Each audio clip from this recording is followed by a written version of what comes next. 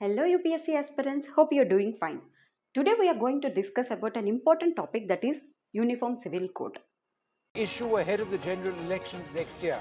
परिवार के एक सदस्य के लिए एक कानून हो, परिवार के दूसरे सदस्य के लिए दूसरा कानून हो, तो क्या वो घर चल पाएगा क्या? यूनिफॉर्म सिविल कोड क्या है? India to have a uniform civil code. You might have gathered so much of information from news channels or YouTube channels or newspapers or magazines. What we are going to do is organize the whole information. What is the use of organization of information? It is easy for you to retrieve the information either during the exams or during the interview. And also it will help you write the answer in a structured manner. Whatever may be the question could be twisted or tweaked or direct or indirect or difficult it may be. It is easy to write the answer in a structured manner when you have the information in an organized manner. Let's get to today's topic, Uniform Civil Code. We want to divide the today's sessions into 5 chapters. The first chapter consists of introduction, and the second chapter consists of why we need UCC, and the third chapter consists of the government's stand and the pros of UCC. You can say benefits of UCC. And fourth is criticism against the UCC. And fifth one is conclusion. The introduction and conclusion part of this session, you can directly use it in your mains answer writing or in your interviews. Why UCC is very important for UPSC?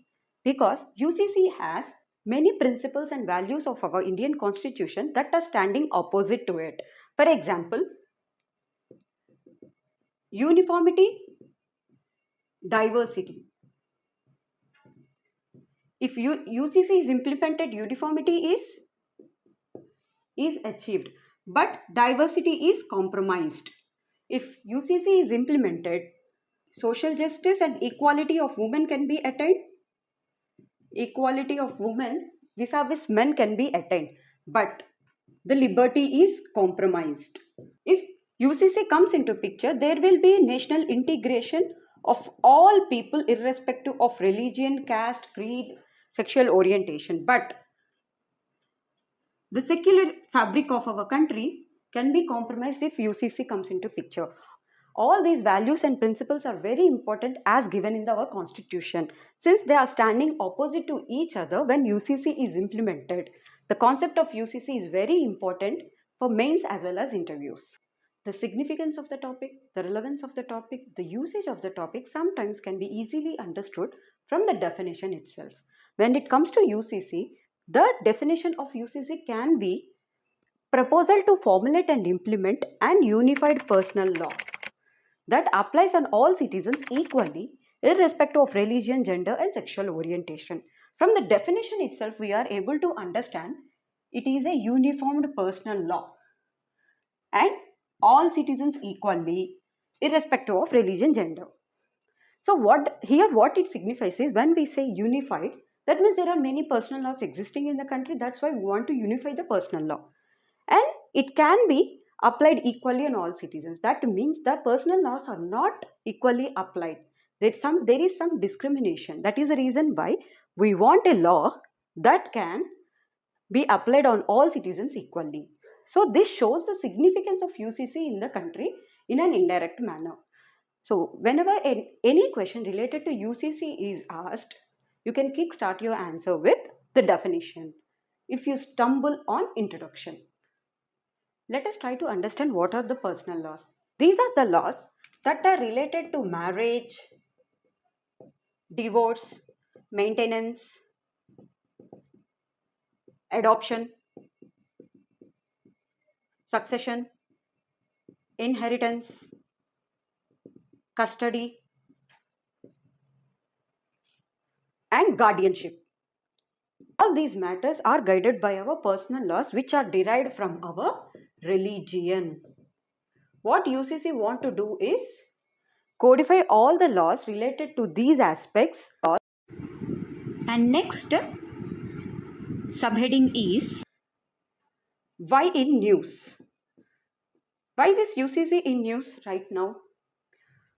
because the Law Commission of India on June 14th has asked the responses from the public as well as organizations regarding UCC. That's why it is in news right now. And the next subheading in introduction is historical approach. Where do we get our personal laws? That means the sources of personal law.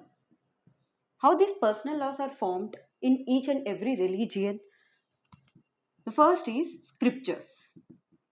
The sources of personal law. Scriptures. Example, Dharma Shastras, Vedas, Smritis, Quran, Bible. So, our personal laws we got from our scriptures. Second source of personal laws are customs, traditions, and practices. Since time immemorial, we have been practicing some customs and traditions. So that also has been the source of our personal laws. And third is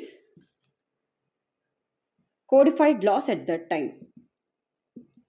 Today we have got Hindu Marriage Act, Hindu Succession Act. So many laws are codified right now. So our personal laws we derive from scriptures, customs and traditions, and codified laws already existing at that time. All these are based on the religion or community, but they are not same for all the citizens of this country. It is in British era, first time an attempt was made to bring the personal law, codified personal law for all the citizens of this country. But the Hindu and Muslim communal leaders opposed it. That's the reason why British could not bring codified personal laws. Rather, they brought diluted versions of personal law. For example, Hindu Widow Remarriage Act 1856, Child Marriage Restraint Act 1929, and IPC, Indian Penal Code. In this, there is a speciality. All the criminal laws are applied on all the citizens of the country in the same manner. Previous to IPC, the punishments were given on the basis of caste. But after introduction of ICC, the punishment started being given on the basis of the crime rather than the status of the individual. This is the first attempt to unify the country on the basis by codification of the laws. The criminal laws are equally applicable, but the personal laws are not equally applicable right now because of predominance of the religion in personal laws. Also, in pre-independence era, Goa was under Portuguese. That is the reason why it could bring a uniform civil code in its own way, but with exceptions and special provisions in it. But Goa got uniform civil code in those days itself. Then comes after independence. What happened after independence? In the constitution, Article 44 was included, saying after independence in our first parliament, Nehru wanted to introduce Hindu Code Bill to unify all the personal laws of the people, but it was opposed by many parliamentarians at that time. That's why again diluted version of personal laws were introduced by the parliament at that time. What are those diluted versions? Hindu Marriage Act, Hindu Succession Act, Indian Christian Marriage Act, Parsi Marriage and Divorce Act, Muslim Personal Law, Shariat Application Act. Hindus consisted of Hindus, Buddhists, Jains and Sikhs. Separate personal laws are given for Christians, Parsis and Muslims and Jews in the country. Why separate laws were given to them? Because of the communal riots and the partition fears, and to alleviate those fears from the minority communities, the personal laws of other religions haven't been touched. In post-independence, the demand for UCC again started in 1985 with Shah Bano case. What happened in this case was, Shah Bano was a 75-year-old woman.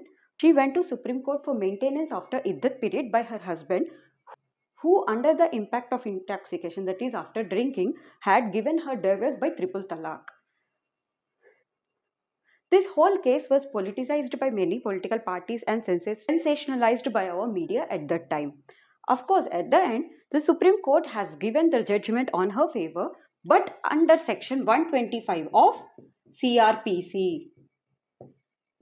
The Supreme Court has to resort to the Criminal Procedural Code rather than any other law to give judgment on her favor. At that time, Supreme Court advised the government to have UCC to eliminate conflicting loyalties to the laws with different ideologies. Shabana was a Muslim and her husband was also a Muslim, but they have conflicting views being in the same religion, that is the maintenance of the wife after the iddat period. So, in order to eliminate such conflicting ideas in the same religion for the personal laws, the Supreme Court has asked the central government to go for uniform civil code to avoid such discrepancies, confusions in the later periods. So, in introduction, what we have studied is the definition, why in news today, and the historical approach. So, the next part which we are going to go is, why do we need UCC? We need UCC. The first reason could be various personal laws in place. There are many personal laws: Hindu Succession Act, Hindu Marriage Act, Muslim Shariat law, and Passive Marriage and Divorce Act. There are so many laws for different religions. There is a lot of confusion and discrepancies existing in our laws. UCC can be a legal framework, singular framework that can avoid these confusion and discrepancies. That's why UCC is required. For example, there is a Special Marriage Act of 1956. This provides for civil marriages beyond religion, belief, customs, tradition, and practices. Any person can go for this marriage irrespective of their religion. If two people of different religions want to marry, then they can come under Special Marriage Act. In a way, we can say this is a Uniform Marriage Act, right? So whatever may be the caste or creed or religion is yours, you can go under the Special Marriage Act, which is nothing but a Civil Marriage Act or Uniform Marriage Act for the country. It avoids lot of discrepancies. For example, Muslims have polygamy, Hindus have monogamy. Any person who is marrying under Special Marriage Act will have monogamy instead of polygamy, irrespective of your religion. You may be Muslim, Christian, or Hindu, you will be having only monogamy under this act. So, and the next reason for why do we need UCC is discrimination against the women. Personal laws of different religions are discriminating women against the men. For example, if we take Sharia law, there is polygamy. That means a man can marry any number of women. In India, you can marry up to 4 women. Unilateral divorce by men using triple talaq. If a woman wants to give unilateral divorce, it is not possible in Sharia law. The mutual consent is required to give the divorce by women. And next one is inheritance. In Sharia law, the daughters receive only half of the property the sons could receive. That means the sons can receive the double the property as the daughters can receive. And next is brothers and sisters of the dead husband also would get the inheritance rights in Sharia law. Alimony. The alimony is decided during the marriage itself. In Sharia law, the marriage is a contract between two individuals. If the marriage dissolves, how much money the man has to give to woman, that is decided during the marriage itself. And it is not inflation adjusted. It is not inflation adjusted at all. And when it comes to maintenance of the woman after divorce, only up to iddat period this is allowed. What is this iddat period? Up to 90 days.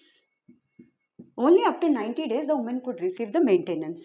And when it's come to will, only 1/3 property of the person can be passed on through will. Other property will be inherited only. And when it comes to Christians, women can receive only 1/3 of the property. And in Catholics, Christians, there is no concept of divorce at all. When it comes to Parsis, Parsis are told to be more progressive community in the country, but still the Parsis are also discriminated against a woman. If a Parsi woman marries a non-Parsi man, then she will be losing an inheritance rights. She won't be getting any inheritance rights if Parsi woman marries a non-Parsi man. If Parsi man marries a non-Parsi woman, then he has inheritance rights. So this is also a discrimination against the woman. And another one, Adivasis. In central India, women do not have any property rights. So all these personal laws in different religions are discriminating the woman against the man. And the third reason to have UCC is conversions to escape the law. Sometimes what is happening is Hindu men are converting into Islam to marry a girl under the age of 18 years. In Sharia law, it is okay to marry a minor girl. But men are converting to Islam to marry a minor girl to make the marriage legitimate. And also, conversion is a reason for divorce. So some people are in wanting of divorce are converting to other religion to get easy divorce. So conversion is happening for some personal benefits. It is not through bona fide conversion. It is not a bona fide conversion. Rather, it is a colorful conversion. And also, married man converts to Islam cannot undergo polygamy. Polygamy is not applicable for a married man when converted to Islam. Only for unmarried man converted to Islam can practice polygamy. It is ruled in Sarlo Mudgal case by Supreme Court. You can say there is a lot of confusion and discrepancies in this. What happens? What are the laws that are applicable after conversion? What are the laws that are not applicable after conversion? So UCC is required to avoid the confusions due to conversions and various personal laws in place, and also to avoid discrimination against the woman. Next, let's go to the next chapter, that is government stand on UCC. It could be the benefits of UCC also. The first benefit is equality of gender.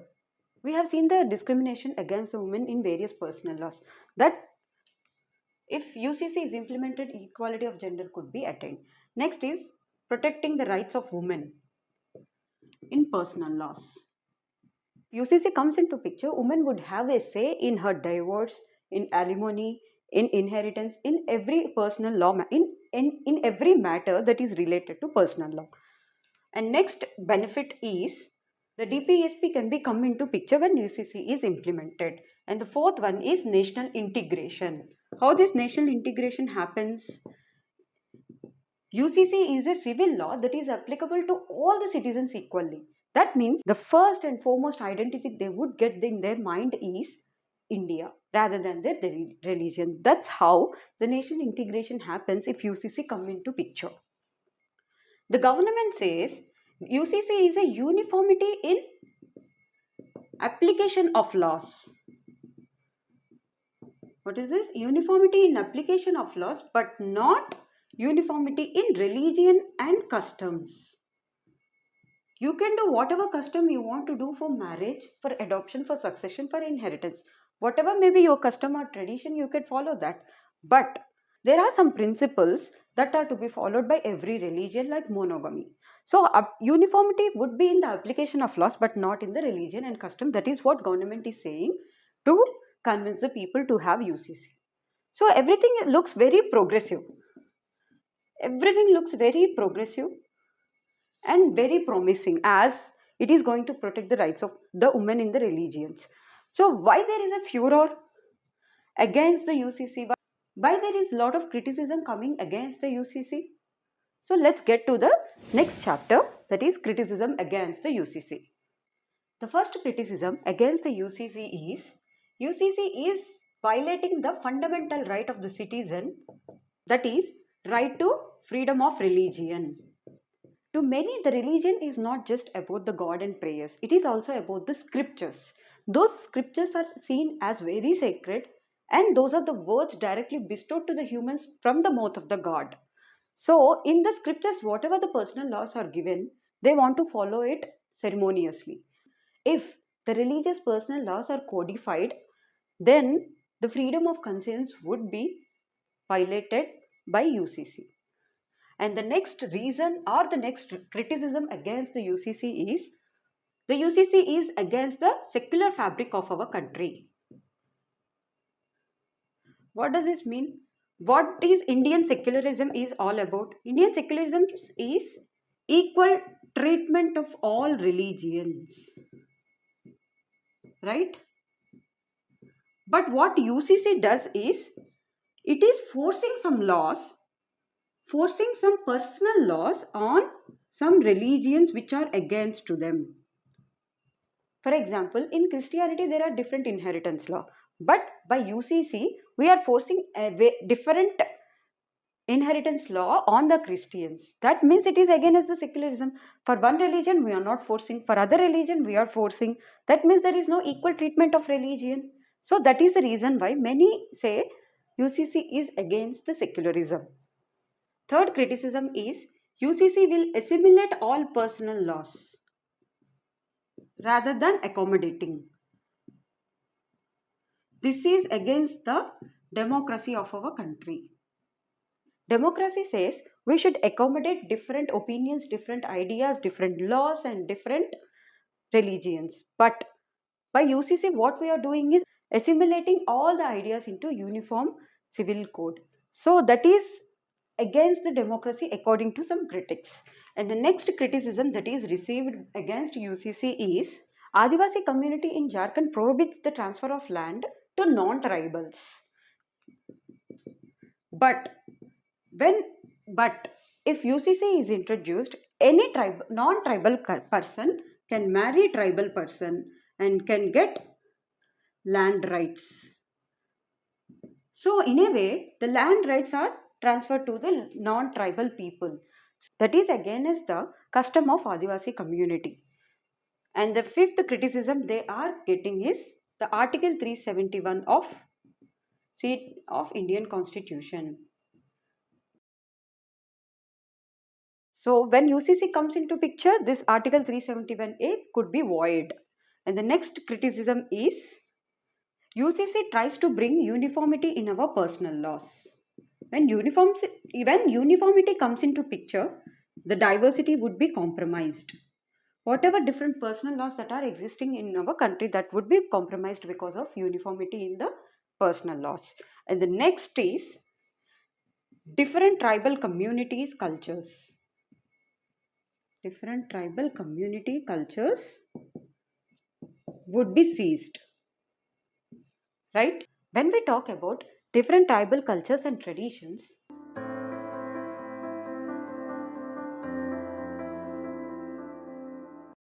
there are different ways of marriages that are followed in tribal traditions and cultures. If we take for example Galongs in Arunachal Pradesh, Spatians, Todas and Tohals in northwestern India, the system of polyandry is prevalent. One woman can marry more than one man. That means two husbands or three husbands could be there for one woman. Why this polyandry is happening is due to landlessness. There is a lot of shortage in these communities of land. That's why they follow polyandry. If we take Bills and Baigas of Madhya Pradesh, they follow Lamsena system. That the boy goes to the girl's house and stays there after the marriage. That is Jamai Raja culture. So here the significance of women is highlighted. Even the ancestral property would be received by the woman, not the man. And next is Garecias of Rajasthan. They have got live-in relationships until they get married. So this is a kind of liberal culture in Rajasthan that is followed. Next is Bills of Central India. They follow Baligani. It means two or more women can have one man. This is because to have larger tracts of land for cultivation, smaller tracts are not feasible in central India. That is the reason why polygamy is followed in central India by bills. Garas of northeastern India follow a marriage system called marriage by abduction. The men are abducted to get married with the women. If the man flees for 3 times, then the marriage could be dissolved. Next is bills and gowns of central India. There is a system of marriage by elopement. There is something called Bagoria Hath, which is nothing but elopement fair. Here, girls could choose the man and they can elope, they can run away with the man of their choice. And next is the bride price custom is present in many tribal communities, especially in bills. This bride price is opposite the dowry system. The man has to give the dowry to the woman. This, in a way, elevates the status of the woman in those communities. All these different cultures and traditions of marriage gives the socio-economic and significance of the marriage.